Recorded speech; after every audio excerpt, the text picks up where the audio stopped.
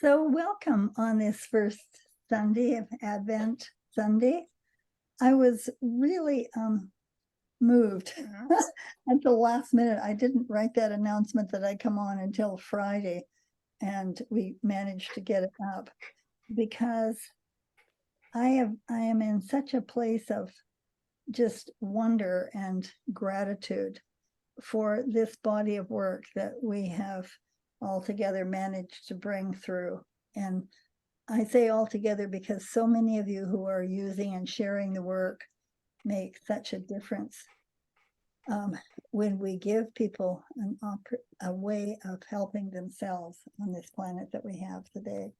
And I am just writing the prologue to a book that has been in German for years. In German, it has an English title called TTouch for You, and it is all about TTouch for self-help. And I have been just racking my brain to find an adequate title for it. And yesterday or 2 days ago, a friend of mine, Jean Altschuler, turned me on to a new book that I have been waiting for. It's my next, level to work with. And I highly recommend it. It's this book it's called The Gene Keys. Let me see if I'll put me on. And it's in the chat, actually. And it's by Richard Rudd. And it's embracing your higher purpose. And the thing that I love about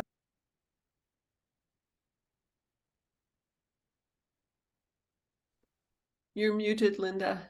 Oh, God. Nope. I'm sorry. So welcome, everybody. I'll start over when I'm not muted. This is really special for me to be with you on this first Advent Sunday. Actually, Anke Ruchtenwald, who is here with us from Germany today, she had the idea that on each Advent Sunday, someone would share some TTouches for self-help. And so I'm going to be on Christmas Eve, and it'll be in German. I thought about doing something maybe in English and we'll see if I'm moved to do it. Just see what the angels want me to do. If I cannot do it. So what I started to tell you is I am looking for a title for this book that is for self-help that I dictated to Sybil Taylor like 20 years ago. And it's been in Germany in the second printing in Germany. In German, it's entitled TTouch for You. But I was looking for a title that would actually bring it up to date, what I know today, because many of you who know me know I've been searching for this puzzle of how is it that anybody can reduce their pain and their fear by just these basic 1 1/4 very lightly applied circles, in most cases, very lightly, not always, but mostly. And after all these years, I finally came to the knowing through a series of circumstances, clues that were dropped in my way, that the reason that we can heal ourselves in this way is because this 1 1/4 circle is it's a sacred geometry of this 1 1/4 spiral circle. And this form is in our genes, and it's in all of nature. So that when we just apply this 1 1/4 circles, and the beautiful thing is you don't have to know what's behind it. It's like we're opening a door to enter this absolutely miraculous body that contains our soul, and where every cell in our body knows its function in the body. That's already scientifically proven a long time ago. And what turned me on to cellular intelligence was 1976, the book called Man on His Nature by Sir Charles Sherrington, who won a Nobel Prize. And I have been like passionate following this mystery of the cells. What about cellular intelligence? And the thing is, what my guidance is, what my intuition is, that I'm not supposed to really go crazy and study everything about cells. I have to wait for the clues. What is put out to me that in the simplest way I can understand what does that mean, that cellular intelligence? And so I've just, it's often been a little challenging because, what do I know? Nothing except what I managed to, no, not manage, what I'm given in these books. And I'm going to share with you, we're going to talk story in a little bit, but I want to share a little bit about the clues along my path, first of all. So I'm going to show you this book because finally the clue was in this book. It's called The Code of Authentic Living Cellular Wisdom by Joan C. King. And in it, what she teaches is how we can model the cellular intelligence in our bodies. And she starts the book, the first sentence in the first chapter is, every cell is a genius. Now, that meant a lot to me because I was turned on by Sir Charles Sherrington's concept that every cell in the body knows its function in the body. And when I read that during my Feldenkrais training, I thought, wow, when I don't yet know how to do these miracles that we had seen Moshe Feldenkrais do in 20 minutes with people, because any Feldenkrais practitioner can do the same thing. Maybe not exactly like Moshe, but I mean, certainly make a huge difference in people's healing. Anyway, I thought, wait a minute, when I don't yet know how to do this amazing Feldenkrais method, all I have to do is talk to myself and just say, hey, cells, just remind this body, whether it's a person or an animal or myself, of its potential for ideal function. And that's how we got the 8th element in the 9 elements of TTouch. Remember your perfection. It's your perfection at the cellular level. Remember the divine consciousness that makes it possible for us to see. How does our blood flow? I mean, how do we speak? It's not a responsibility. In the science books that I'm reading, I love these books. So in this really book that is called The Song of the Cell, I was so turned on by this book because it's the title. It's an exploration of medicine and the new human. And it's by 2 researchers. And what they say is that, science now they can name just countless tens of thousands of functions that cells have. They know exactly, but you know what they don't know? What's behind all that? And in this book, they call it command center. It's the command center of the cells. And of course, that's the divine consciousness. That's, in the Christian world, we call it God, or all of the Buddha, all of the other wonderful names for the creator. And so when because we have this magical geometrical number of the 1 1/4 circles, it's actually 5 degrees short of 1 1/4 circles. That opens the entrance to this incredible intelligence in ourselves. And again, I say, you don't need to know this stuff. I'm just fascinated by it because I've been watching for clues. How does it work?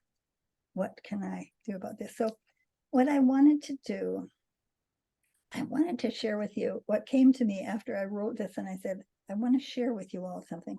So I'm going to go to screen share, and I'm going to tell you about this story.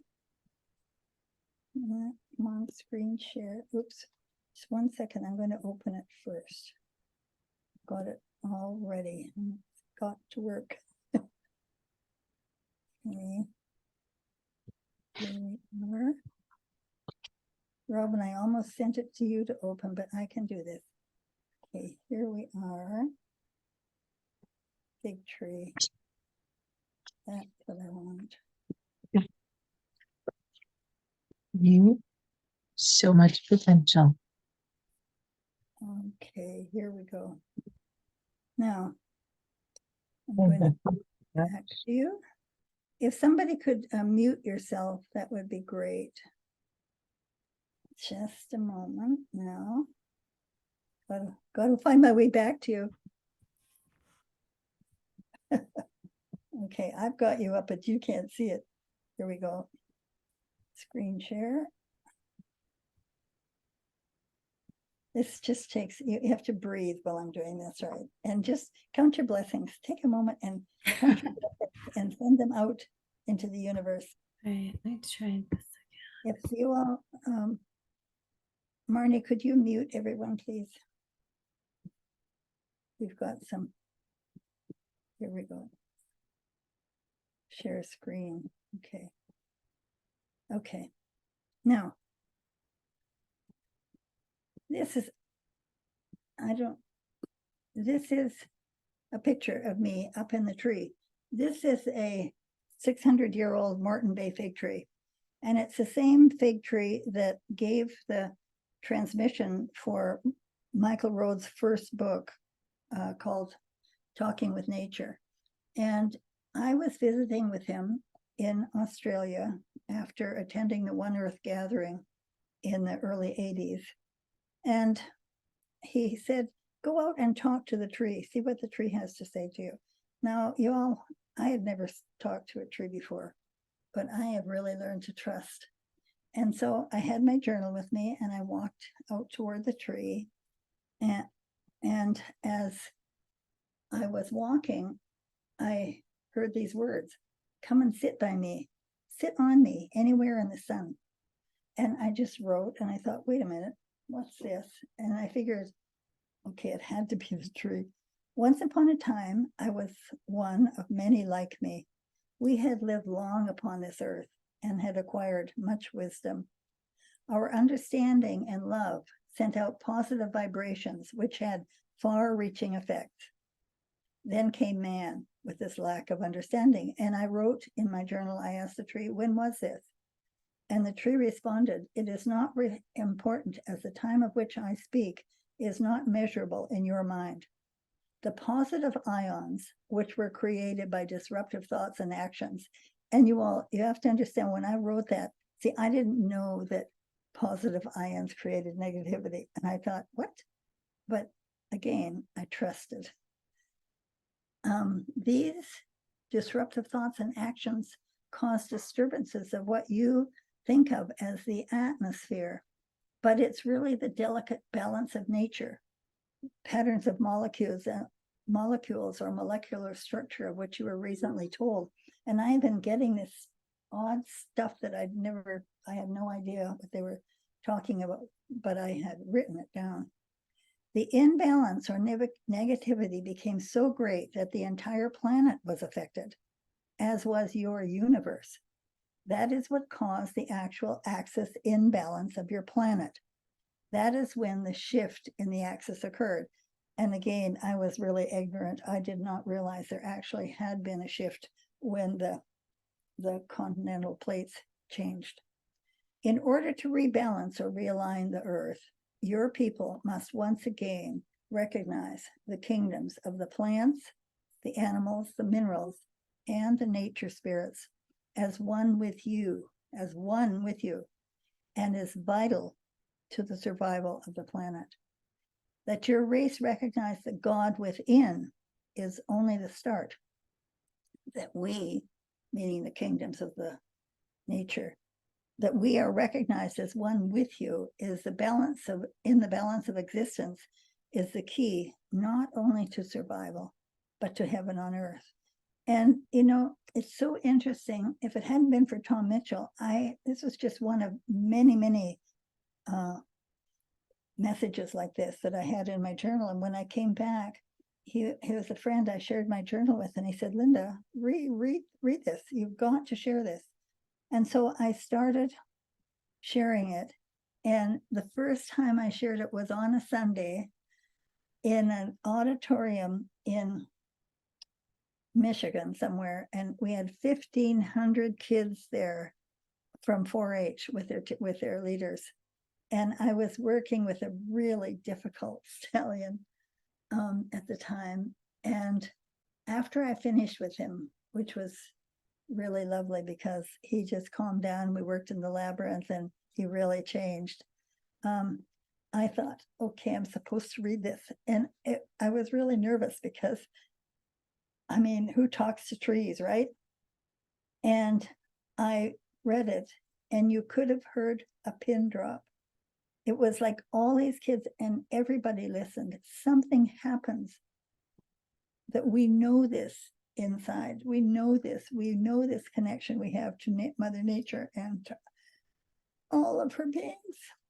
And it's time that we remember that. And the thing that I'm so grateful about this work is it's a way of really, with respect, for the body, mind, and spirit of animals and their people, that we can make a difference with our animals without dominance, without having to show them who's boss.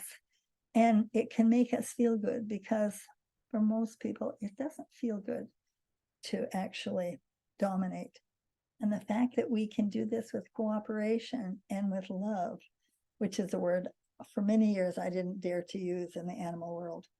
And the only reason, what made me change my mind, I could dare to talk about love is thanks to Frederic Pignon. If any of you have ever seen him or seen Frederic or his wife Magali Delgado, Frederic talks about love. This is a guy who's like, he's just this really amazing man. And he talks about love, and that's how he works with his horses. And it's so beautiful to see. So he gave me the courage to talk about what I always felt, but thought it wasn't okay to talk about. And then, of course, years ago, I ran into the influence of Jerry Jampolsky. And I went with Jerry and Diane to Australia to participate in a workshop in Australia on soul retrieval, our own soul retrieval. And I became aware of the work of Jerry Jampolsky and his just amazing work and concept that love is letting go of fear. And when we work with that with our animals, what we're able to do is show an animal what we want instead of punishing them or correcting them for what we don't want. And what my brilliant sister Robin Hood, who's here with us, says, of course, that does not mean that we excuse the behavior. We simply show the animal what it is in a way that they can understand, that is without dominance, without force, how they can be able to be with us in a way that's safe and gives them as much pleasure being with us as we have with being with them. That's our concept. And, you know, one of the things that changed my way of being with animals was one sentence in the Course of Miracles, which I did in, I think it was 1982. And it's this concept that aggression comes from a place of fear and is a cry for help. And when I read that, I thought of all the dogs and the horses that I had punished if they bit or kicked. Now, I wasn't a terrible person. I didn't beat them up, but I certainly used to call it, treat them with thunder, one, really whack. And I felt really sad. And that's what we started to do is, wait a minute, all the ways that we have of teaching this work, step by step, break it down through just small pieces so that the animal can understand and be able to work with us in a way that brings us all to a place of peace. And that's what I believe that we do with this work. So I've asked several people to share their experiences with healing of animals or themselves or other people. And I'm going to start with a story from my sister Robin Hood. And then I'm going to ask Lise Madsen, because she just had a shoulder replacement. Was it yesterday? She came home from the hospital. Yes. And it was the day before she had the replacement. So I'm going to ask her to talk about TTouch and what that has done for her. But first, Robin, I would like to introduce my sister, Robin Hood. I'm sure all of you know Robin, but sometimes you may get somebody coming on here who doesn't. Robin, where are you? Yeah, I'm here. I'm here. Yeah. So I when we were talking about this, it was really it isn't really about necessarily healing animals from a perspective of health perspective, but I was thinking about one of the things about this work that I think is so powerful is that you can do it, and every animal is a little different. And so the good part and the bad part about the whole TTouch concept is that we have a lot of choices. It'd be way easier for people if we said you do A, B, C, D, and it's not really how it works. I was just thinking about a person who came to a course that I just finished in Australia, and she brought this. You would have loved this dog, Linda. This Great Dane that was as big as a pony. I mean, he was huge, lovely, lovely dog. And the dog that she left home was a dog who a 4-year-old Great Dane who's terrified of nearly everything. Whoopsie. And so she left her at home, but she's terrified of thunderstorms. And so she went home and she tried a few things, but she was going to use a body wrap, and that was really not okay for her. She was nervous about new things. She just sent me a post that she said that the last thunderstorm they had, she was able to just do touches on this dog, just do a little bit of the ear TTouch and some touch on her body, and she did not panic the way that she had in the past. And so it was a small thing, but it was a huge thing, because this dog was, so fearful of everything. And most of the time when you have dogs that have some concerns, it's not just one thing, and we kind of use detective work to kind of unravel those things, and by using observation skills and really kind of paying attention to things. But I was really I was really excited to hear that she was able to just start with this work. And the other great thing about her, she's a critical care nurse, and so she's started to integrate just little things that she learned also with her patients, which is really exciting. Thank you, Robin. And that is the thing, it's so interesting.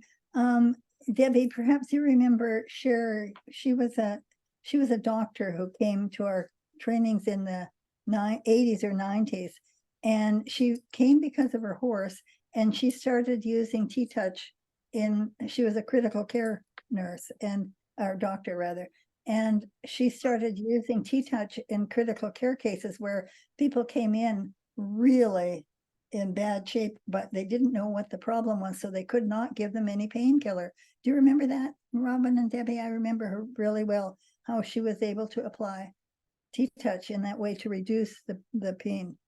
And of course, I'm sure at the same time, the fear. So I would like to ask Lise Madsen, if you would talk a little bit about your shoulder. And then Sure. I'll talk about how I've been treating you. I mean, what I've been doing, and it is with TTouch. So I had my shoulder replaced a couple days ago, and right after I came out of recovery, Linda came and started doing TTouch on it. And not only on my shoulder, but other areas that can affect your shoulder, like my foot.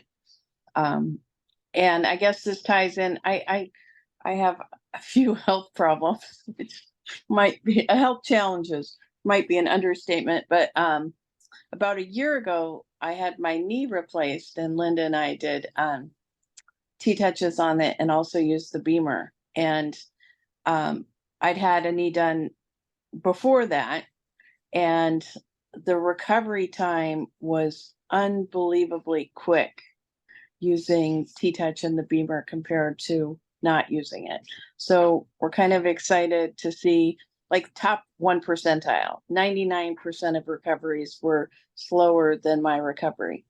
And we're kind of excited about doing the same thing with the shoulder, see if we get the same results. And it really, the pain is very manageable. So So. what I was doing is, and actually I'm gonna work again this afternoon. We'll post that picture, because what I was doing is working in many cases with just the side of my hand or the back of my hand, not even with my finger, because she had just come out of the recovery room, and with like a half a pressure. And the whole message was this concept of connecting with this divine consciousness, with this absolutely known and phenomenal ability of our bodies to take care of themselves and heal themselves. And it is healing. Our body is healing ourselves. It's just, we are simply supporting that phenomenal potential for self-healing that we have. And it's the lightest possible contact. And so, and it was interesting because at one point my hand started doing a circle and a quarter and a little pause and a little quarter circle back. And it did not work for Lise. And I don't know why I started doing that, because that's what I discovered works for chronic pain. And this is not chronic, this is acute, right? And so it wasn't as good, was it? And so that's the point about this feedback of this work. You say what works for you, what is the best. And it was way better the 1 1/4. That's what Right. it was really interesting. So, and working on other parts of the body too, of course, not just directly on that area, because what we want to do is remind all the parts that are really functioning well, what's happening with them, that they're okay, and bring that concept of ideal function at the cellular level. So Lee, thanks. I'll see you later. Okay, that sounds great. Thank you, Linda. And we have Debbie. I would love to have you tell the cell story, because one of the things that I have found, if you've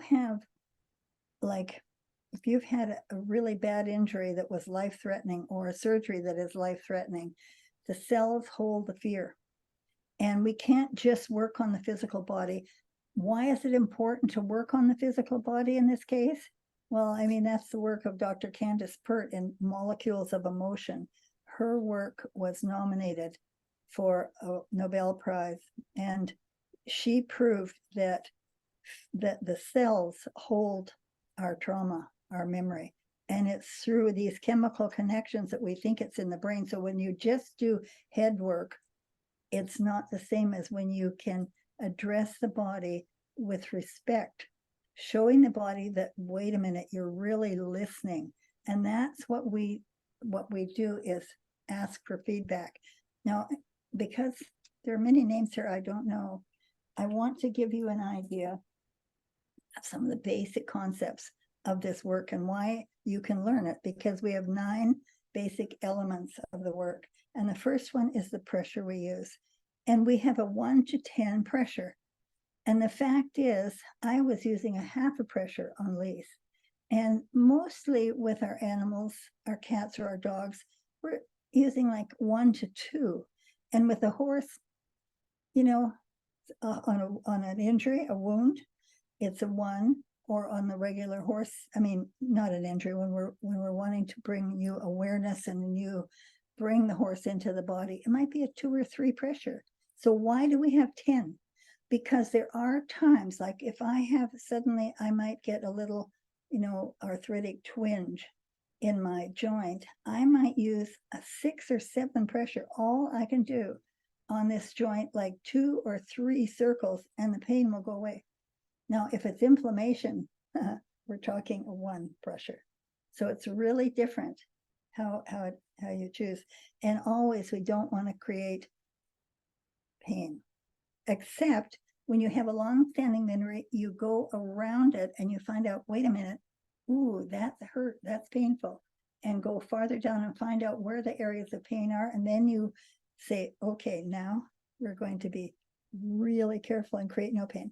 If you're a person who loves massage, deep massage, and many people do, you're looking at minimum of 8 pressure, more like a 10 plus.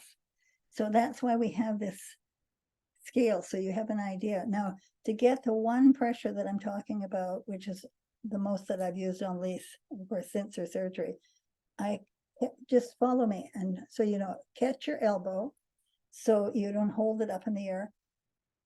Take a deep breath, smile, because we want to activate the serotonin. Take a deep breath, because when we focus on something, it's normal for us to hold our breath. So breathing is one of the 9 elements. Now, I am catching a contact with my thumb on my cheek, so my hand is not just out there in the air.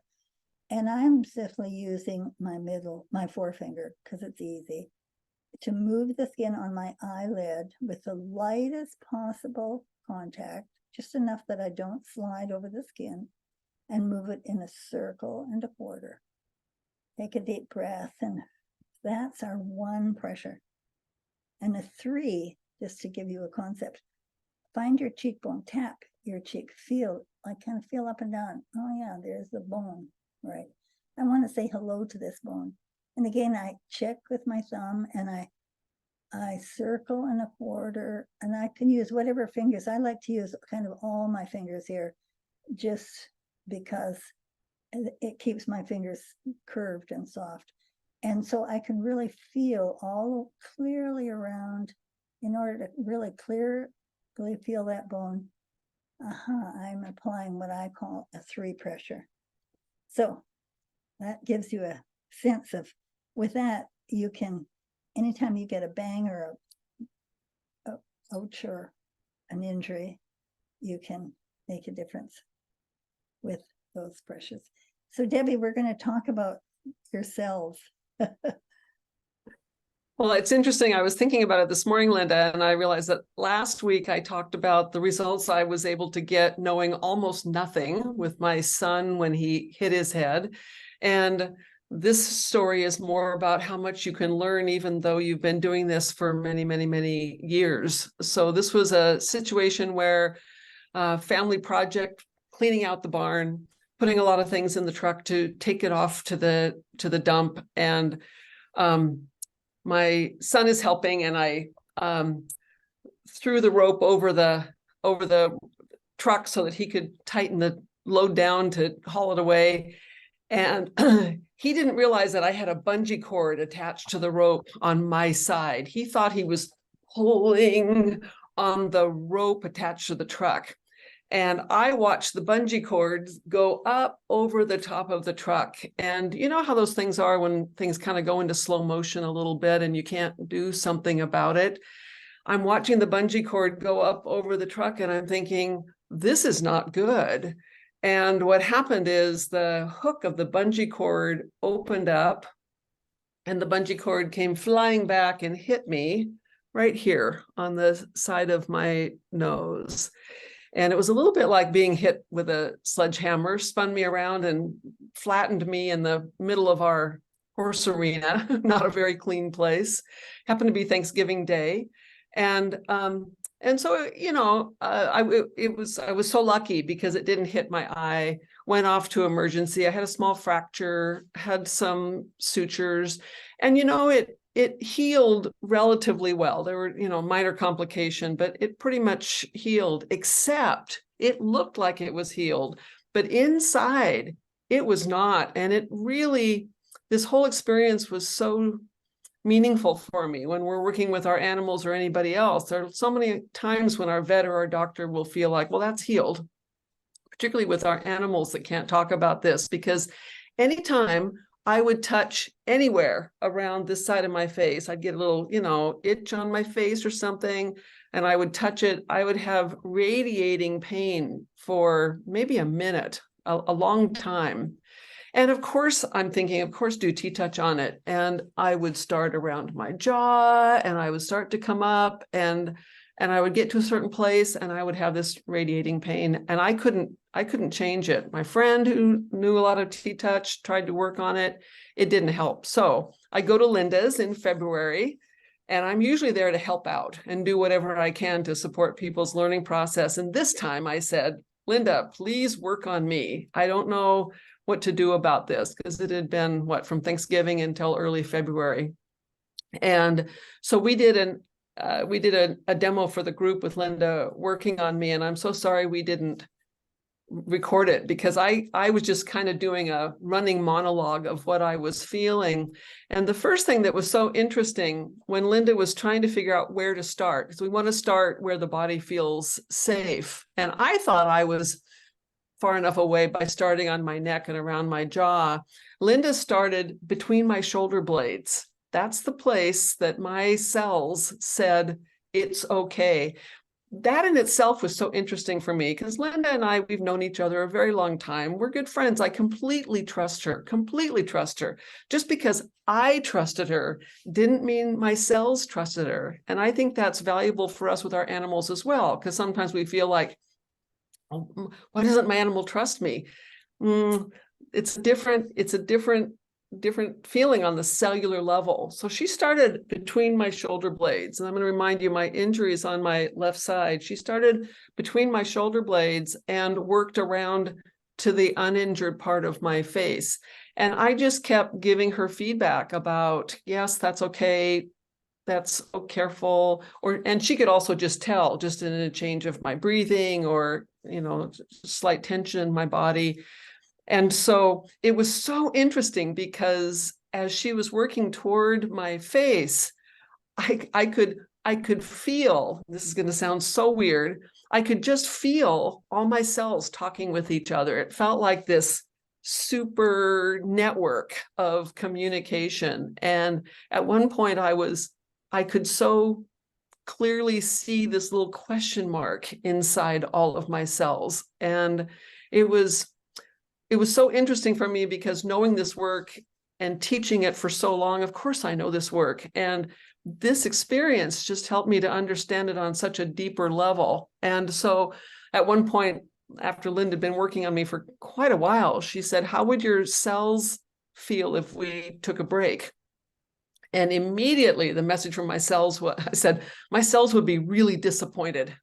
And so we just carried on. So I think that there are lots of times now that we would do more pauses, but clearly my body was saying, no, let's do this.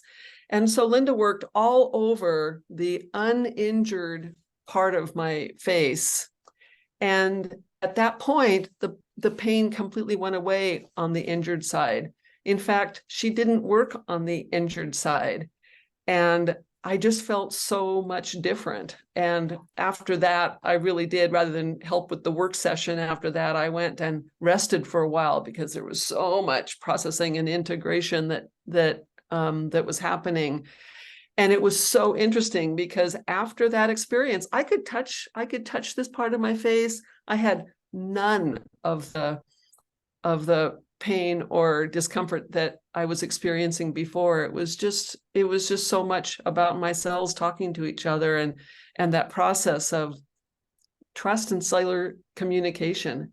And I'm just going to mention one other thing, that maybe 2 years later, I was standing next to somebody who was putting a crate in the back of the car with their bungee cords. And I was talking with her, knowing that, she knows what she's doing. It's not an unsafe situation. And it was so interesting to me that as I watched her stretching the bungee cord across the crate, my feet backed up 6 steps.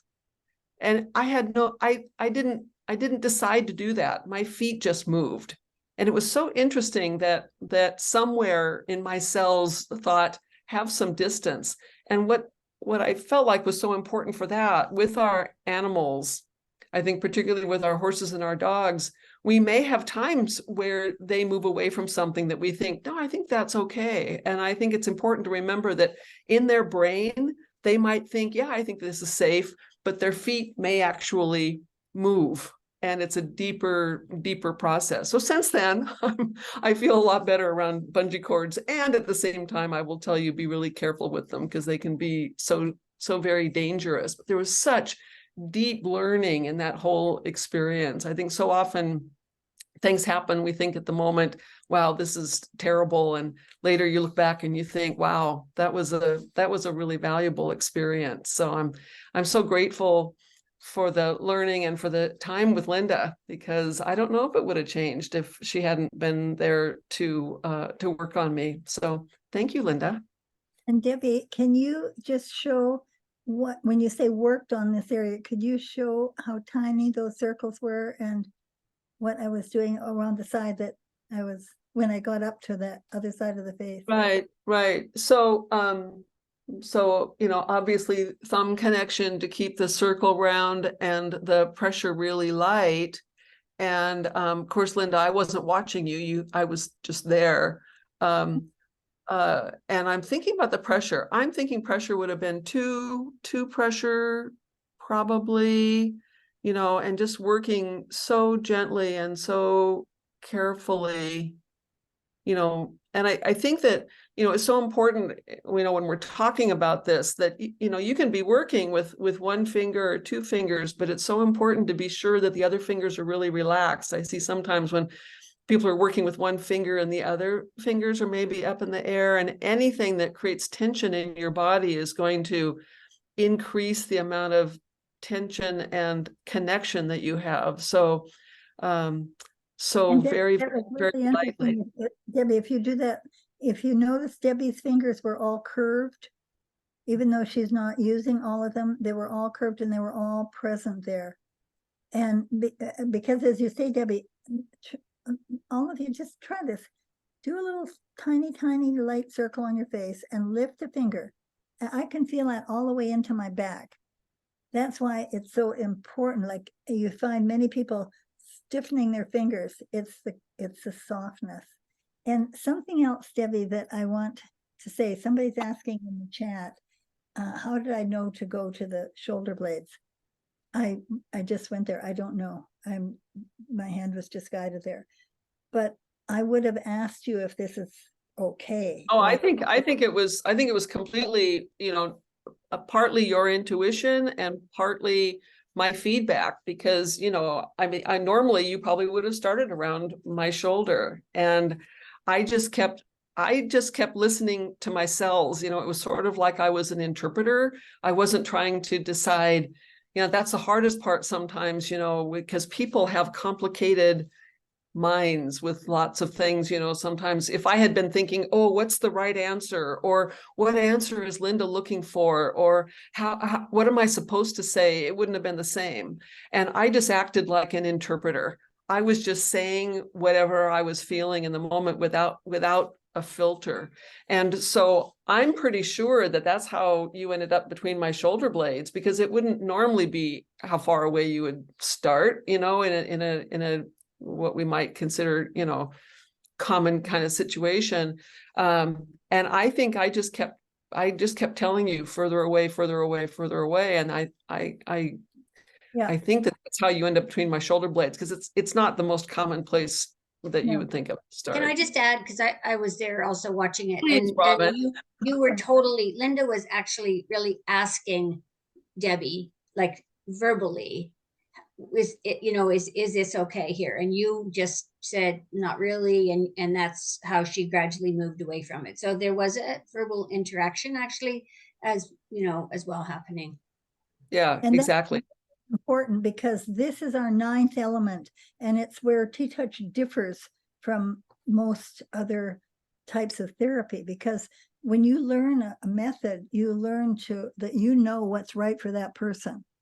And this is not so. What's right for that person, this is I call it the empowerment feedback scale, because it empowers the person to take responsibility, to know that we're hearing, listening. It's respect. Same with our animals, that we respect them. I have changed how I work so differently from how I worked 20 years ago with animals. And it's listening. In the case with Debbie, what we're talking about is asking your cells to tell you, because your person might say, oh, it's fine, right? But it's not true if you ask your cells what's a safe distance. I've had people, I had a woman in our she was in her 6th training, in a certification training for companion animals. And she was really nervous because she said, I can't do anything on my own body. I can't touch my own body. So how can I be a practitioner, right? Because there were parts she didn't understand. And so I asked her what had happened, and she had had surgery for cancer and had lived through it. And the surgical cut was like more than 1.5 feet down the middle. And so I just asked her to ask herself, how far off the body would they be safe if I did circles in the air? Which of course is still a part of your body, which we really have to understand. And it was like at least 1 foot. And so over a period during that week, we worked closer and closer. And finally, after she got home, she could finally actually TTouch herself, but it took a long time because the body remembers. And it's this respecting our cellular knowing and safe feeling of safety is a part of this work. So the 9th element, ask. Robin, I'm so glad you're there, because I can't imagine I would have gone there without knowing that guidance from Debbie. And we have a scale that we use to give the person logical ways with numbers to feedback what's okay. So that's what you learn in our classes. And so Debbie, thank you so much. We've got just a little bit more time. Connie, I see you up there, and I wonder if you have a story with your dog that you would like to share with of TTouch. You can say yes or no. You don't have to, but I know I'm putting you on the spot a little. No, that's fine. I'm quite happy to speak about TTouch. You know, I love it. Recently, well, on Tuesday this week, my dog B had to have a second operation. She's come through it fine, so there's no problem there. But when I took her in to the veterinary practice and in the waiting room, I had to wait for a short while for the vet to come and sign us in. While I was there again, there were different dogs there. One particular dog, again, it was a small dog, and my girl B doesn't kind of get on with small dogs. She's used to chasing them, so that's another problem we have to deal with. But while she was there, the lady had this small dog on her lap, and it was shaking like a jelly. And I was doing TTouches on B to keep her nice and calm. I was doing the zebra, I was doing the llama touch, the abalone, all the ones that I could think of that would keep her calm. And while I was doing that, the woman said to me, "What are you doing?" And I said, "It's called TTouch. It's to help keep your animals nice and calm in a place like this." So she said, "What are you doing?" I said, "Touching my dog to keep her happy, to keep her calm."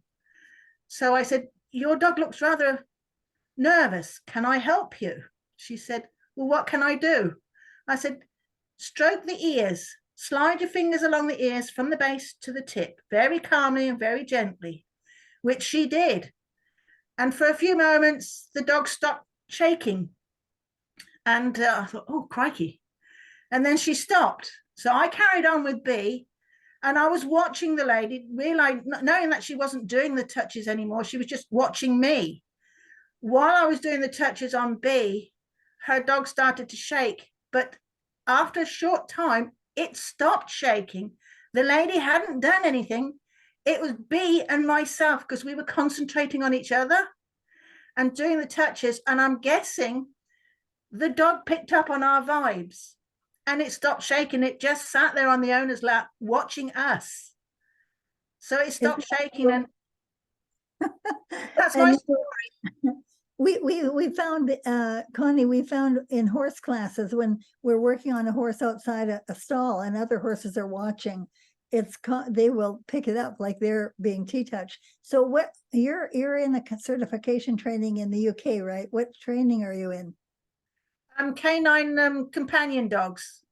But how many trainings have you done? I've done several different courses. I've done a 2-day course with you when you were here in the UK in 2022, Right. in April. I couldn't bring my dog then because she wasn't very well. It's my other dog. I've done another one in July, person training, and I had my new dog B with me, and I hadn't had I'd only had her 5 months, so she was very, very calm. Well, I wouldn't say calm, but a little bit nervous, but kind of tense at the same time. So to take her to the 2-day training with 3-day training with Alex and Tina Constance, I said to I asked them if it'd be all right to stay near a door in case I needed to take the dog out. But the dog lay on the floor next to me, and she watched dogs coming in and out with their people. She allowed Nate and Jane to do TTouches on her. And that was the first time she'd allowed strangers to touch her. That's And great. she just lay there, and after about 10 minutes, she was calm. She just lay there as if to say, just leave me alone, let me sleep. She Great. just Well, lay there. thank you so much. And I'm so glad that I love having you in our classes, that we're doing this online. It's really fun to see you. So thank you. So I would like to just see if there are any of our people who have a question about anything that we've talked about, or a question related to this. Oh, somebody, wait, I'm trying to read this. Okay, here's a question. My niece found her old dad in her bedroom dead after, maybe you mean dog, I don't know. I can't, put my glasses on, sorry, you all, trying to squint. Oh. So it's a very sad story, and her niece is listening to this session. Is there anything you can tell her to do to help her with it? Yes, absolutely. So when you're in this traumatic situation of a really horrible situation, this is where we use the heart hugs. And it's something that we can also do to send out to all the people around the planet who are suffering at this time. And what I've got my animals on, I'm going to take these animals off so I can do a heart hug. So this heart hug concept is doing 1 1/4 circles on your chest, which is your heart chakra. And I started to call it a heart hug when I was sharing this work with orphans in South Africa and Soweto. By the way, I'm going to show you these little animals because they're all here. These are all little fetishes, little animals, and the bear's in the middle of it. And I carry these animals. That's why I'm wearing horses. And this is an octopus. These are animals that I work with in the spirit world. And they're always here with us. Just because we don't see them, they're here with us.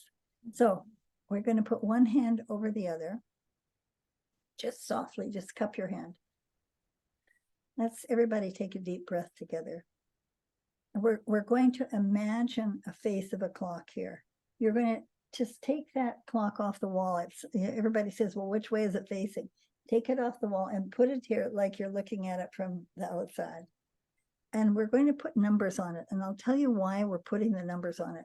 When you put the numbers activate our logical left brain.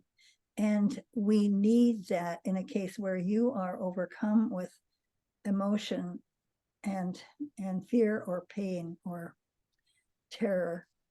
We need to know, hey, we're here. This is the physical body. And so we put these imaginary numbers, and let's just do it together because this is a method. And when you do anything with a method, it also gets us in that left brain. Wait a minute, I'm here in the physical body. So on our imaginary clock here, we're going to put 6 toward the ground, 3, and just imagine writing a 3 on your right shoulder. And just, okay, 12 is up toward the chin. This is actually going to be tiny on your chest, but I'm doing this to really bring you into this method to keep you here in our left brain. Because this, if you were reading in the chat, it's a really sad story. And the 3 is toward the left shoulder. Okay. Take a really deep breath and smile. Now, smile. Think of something you really love. you know, your animals, your family, something you really love, place in nature, because that activates that feel-good hormone, the serotonin, and that helps our cells. Because when we're in a state of fear or terror, it really affects the function of the cells. So now we're going to, as lightly as you can, move, catch the skin, however you can, at the 6 o'clock. Nice deep breath and move around the face of the clock, back to 6 and up toward the 9. Take a deep breath. 1 and again, 1 1/4 circles. Deep breath. Now, why just like smile? Think of something for which you're really grateful. All around, 1 1/4 circles. And we're going to send out love to all the people around the planet who don't have someone at this time or are really in a state of trauma, and to this young woman whose father just died. Take deep breath. And now let's send out love to all animals on the planet. And think of some particular animal that attracts you, and just like, wow, we're going to really send to that love to that animal. And now 1 1/4 around, and let's send it to all of the plants and all of the nature spirits and all the minerals, and to Mother Earth. And then back to the humans who are on the planet not having anyone. And just know that as we do that, the fact that we are sending out love is making a difference on the planet. And next Sunday, I'm going to come back with the possibility to join a peace on the planet process that is going to spread around. And I'm going to be sending you a message for anybody who wants to join it. It's the same person who's doing this who created this with millions in 1986. And the meeting is on Wednesday at noon. So I'm going to send you all a message that we can make a difference. And just know, one of the for me, the basis of this work, of the Tellington method, is the realization, the knowing that every word we speak has an effect, positive or negative. Every thought we have, every feeling that we have, and every belief we have has energy. And for those of you who like to read, I'd like to turn you on to the book of Spontaneous Healing of Belief. Marnie will put it in the chat. It's by Greg Braden. I just love the way he brings us to this concept of quantum science, how each one of us makes a difference. And then for those of you who are interested at this time in being part of making a difference on this planet, knowing that every word we choose, every thought we have, every time we catch ourselves like in pain or fear, and we say, wait a minute, let me think of 3 things for which I'm grateful, and that will make a difference. And I'm 86, but I want to learn. So my latest learning, I'm going to invite you, anybody who's turned on, you can just go to www.genekeys, Gene Keys, and go to the top, and it says free resource. And if you click on that, you put in your birth date and your time, you will get 3 keys to work with for no cost. That's what I'm going to be doing. I mean, what I have been doing and what I've been working with. And it's help ourselves, our animals, and our planet. And anybody who wants to know more about helping yourself, every Tuesday from 2 to 4 East Coast time, I do something called Live with Linda and Friends, Connie's part of that group. And just finding ways to help yourselves and your families and make a difference on the planet at the same time. So if you're interested, you can go to our website and you can see a place to sign up. Tuesdays Live with Linda. And you can sign up by the month. You don't have to. And also, please, all of you who are into animals and want to know more of this wonderful work, my amazing sister Robin and my niece Mandy have developed these, now the possibility to learn TTouch for your animals online. And you can go, there are free courses to just get an introduction, and it's learn.ttouch.ca. CA is for Canada. So you all, we wish you a blessed Sunday and look forward. Next Sunday, I'm going to ask other people to bring in with their stories, and we'll teach you another part of TTouch. Blessings on this Christmas time. I love Christmas. I'm so happy that I don't have my tree up yet, but I'm already thinking when I'm going to put it up, because it's just Christmas season of the heart, I feel, and the belief and the new possibilities for the Christ spirit on the planet. Blessings, you all. Thank you. Aloha. Aloha, Linda. Mahalo. Mahalo. I'm going to stop the recording, and then anybody who wants to chat or